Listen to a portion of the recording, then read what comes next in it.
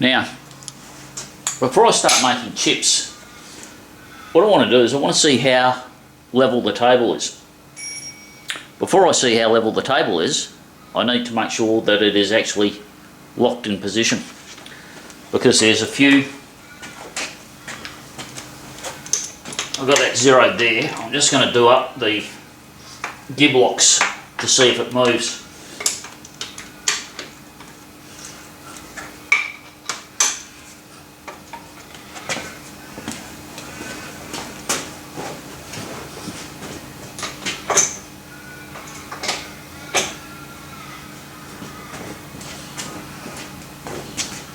Gib locks didn't make much difference, so what we'll do is we'll lock up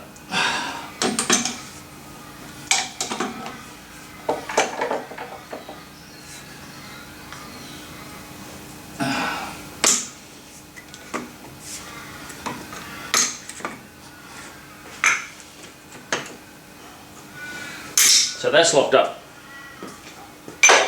Okay. Oops, sorry guys. Girls, let's zoom in a bit. Let's see what happens.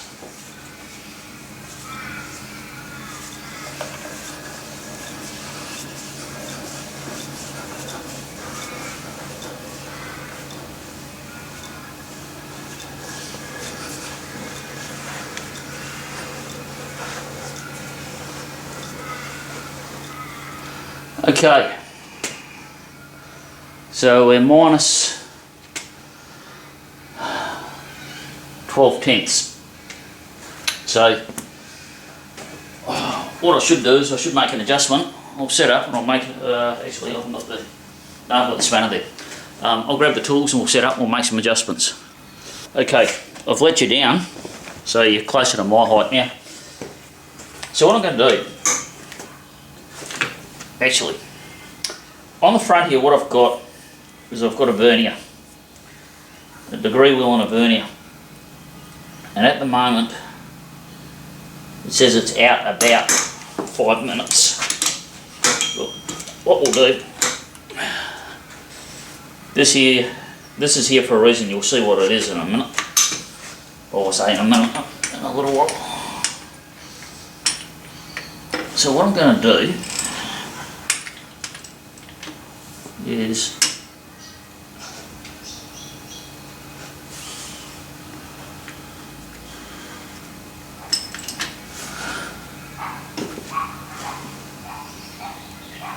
look, what I'm going to do is I'm going to go the other way.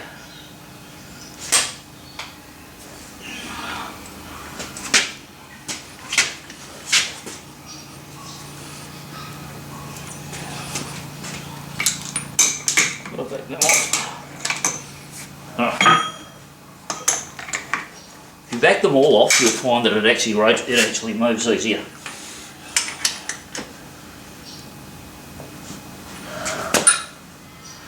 Okay, so we'll leave that there. We'll reset our 0 and we'll 99. Oh, that's interesting. That shouldn't have moved that much that quickly. Let's see what we got as we go across.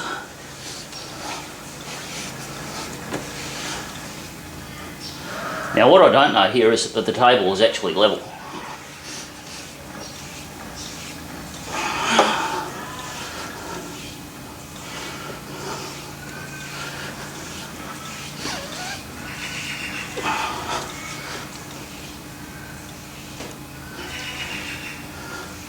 What we do know though is that we are now off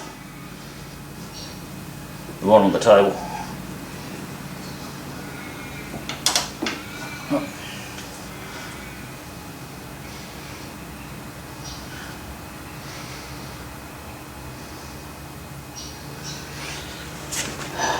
So let's come back again.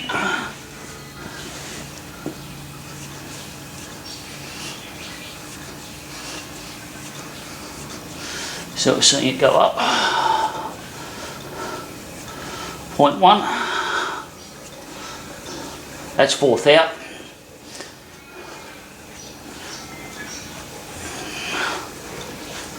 I could start it up and rapid traverse it, but Can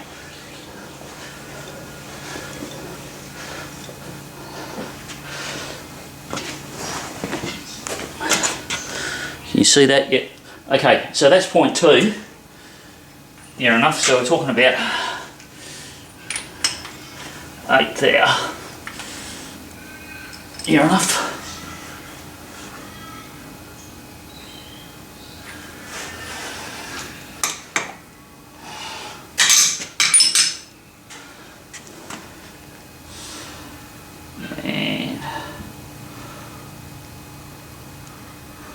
We'll reset our 0. Hopefully my fat header isn't in the way.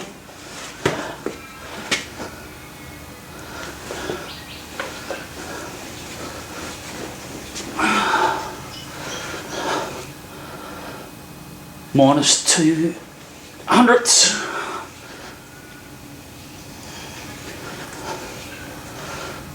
-100th. -200ths. -300ths.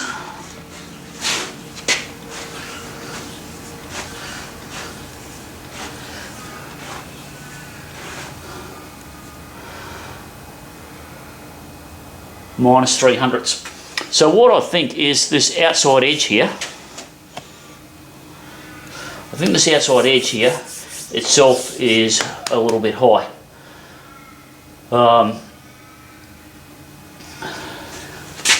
I'll reset the 0. I'm just adjusting the vertical slide.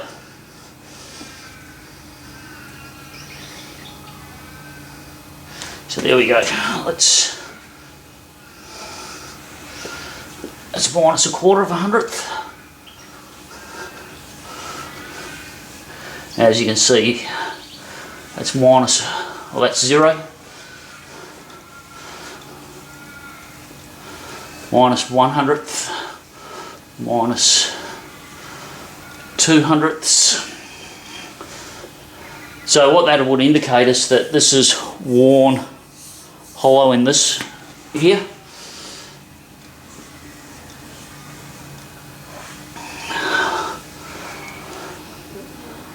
And all of a sudden we drop.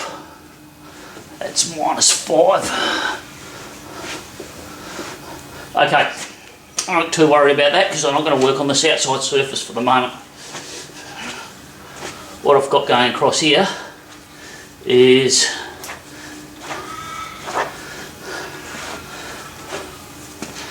near enough. Because I'm going to work on the ground. Because I'm going to be working on these surfaces here, I'm not worried too much about what's going on this one. So that's tight. That's tight.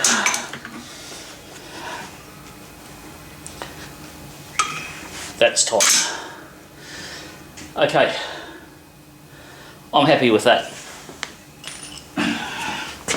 So now what I want to know is what's it like front to rear. And that could be a little more ugly.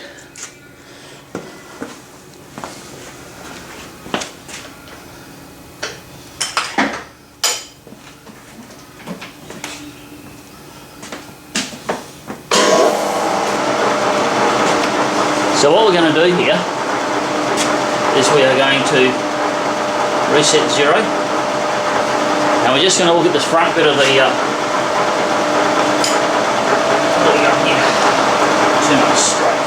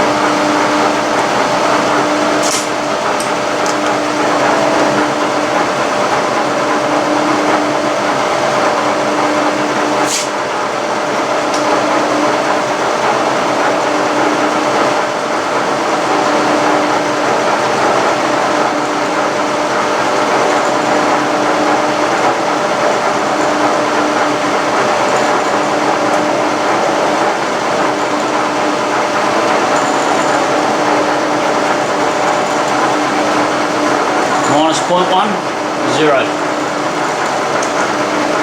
Minus 0.1, 0.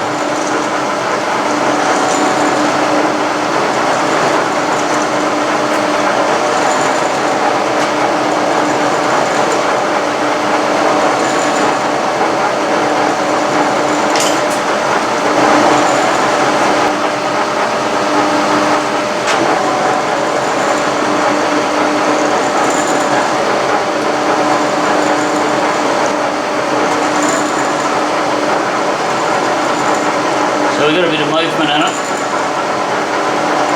and I'm going to have to take that out.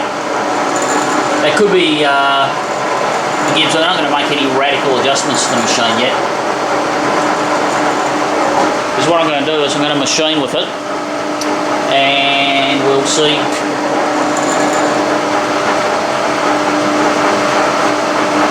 We'll see where it ends up. Because what I can do is, because this is minus 0.1 here, what I can do is I can put a 0.1 feeler gauge underneath it, and that'll lift up the front 0.1, and actually because it's going down 0.1, yeah, so I might have to lift this up 0.1 to get it right. The other thing it could be is it could actually be the ram drooping, and if the ram's drooping 0.1, then what I'll need to do is I'll need to lift the back up 0.1 so that I get the cut level. If that makes sense. If the table's down, because I'm doing it off the table, if the table's down, I'm going to have to lift the block up to get my thickness. So what that will show is that if the table's down, when I measure my thickness, it'll be 0.1 high. Now, if it's the ram drooping, what it'll be is it'll be 0.1 low. Does that make sense? So I'll find out after I've done the first cuts. Okay, this is going to be a fence, and what I'm doing is I'm just squaring it off this side of the table. Why am I squaring off this side of the table? Because when I've got stuff that's square, it's easier to work with. Now, why am I using a fence? The reason I'm using a fence is because shapers work really well into fences. Now, the other thing that I'm doing here, this is a piece of 1045 square bar. You'll probably see this in the shaper at another point in time.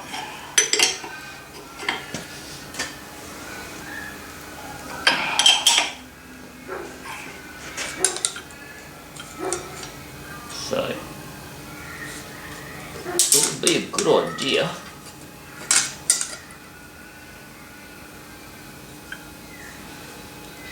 if I actually paid attention to what I was doing.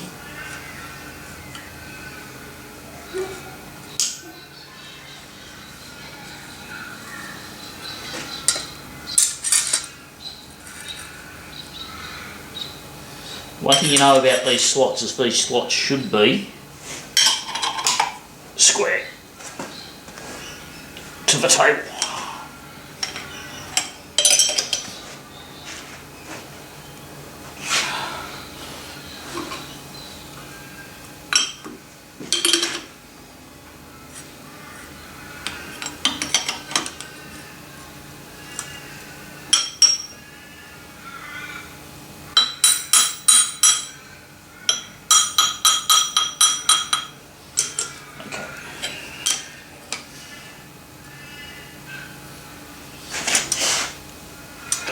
This bit of bar's not straight.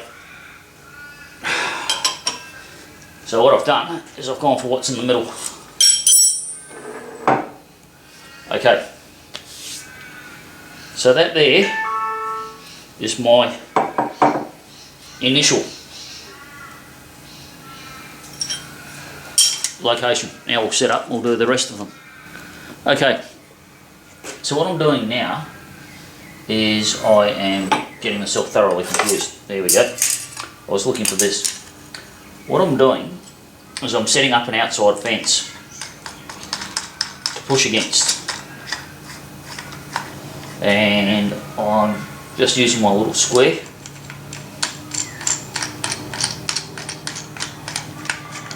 The predominant loads on a shaper when you are using it is in the direction of the cut. So predominantly the load is going to come this way.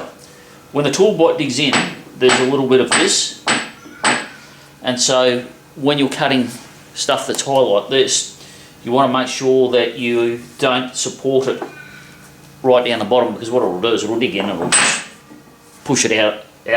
So ideally, you know, if I was to be completely happy, I'd probably have my my fence would probably be coming up to here. So even putting a piece of 20mm flat bar on there would be would help considerably. And if I've got a bit, I might even do that, because it'll help stop it, push this out. That said, yeah, I'm going to put a piece of 20mm on there, so I might do that yet. Now, there's a little bit of lift, but the higher you get here, the less lift you get. So it becomes a, what's the term I'm after? It becomes a self-rectifying situation to some degree. Now, the other thing that I need to do is I need to lock this in to this fence.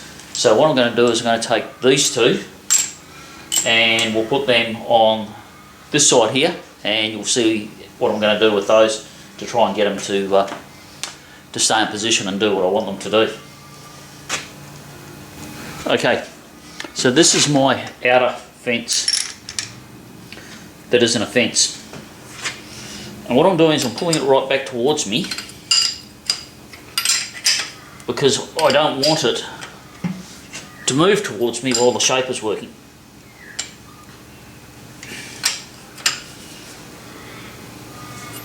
Okay, now I've got these, and believe me, this is not ideal.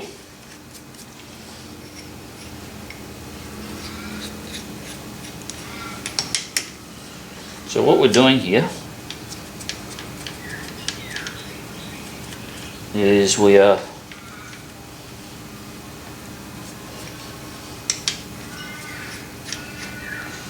I won't be taking super deep cuts with this setup, because what I really should have is I should have some nice tapered wedges, which I'll make up. That'll be another job for this machine. We'll make up some nice tapered wedges.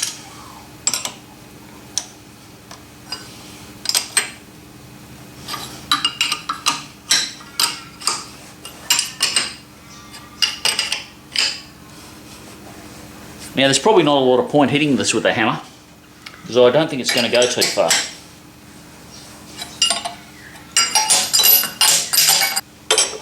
There's more point hitting this, so that you can find out whether you're going in the right direction, or more accurately, whether you're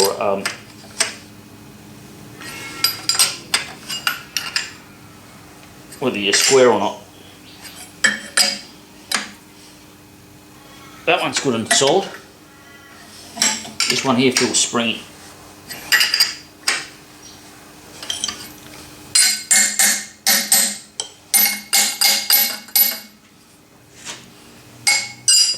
I'll turn you off. I'm going to go and get a proper hammer. Okay, I'm back with the brass hammer.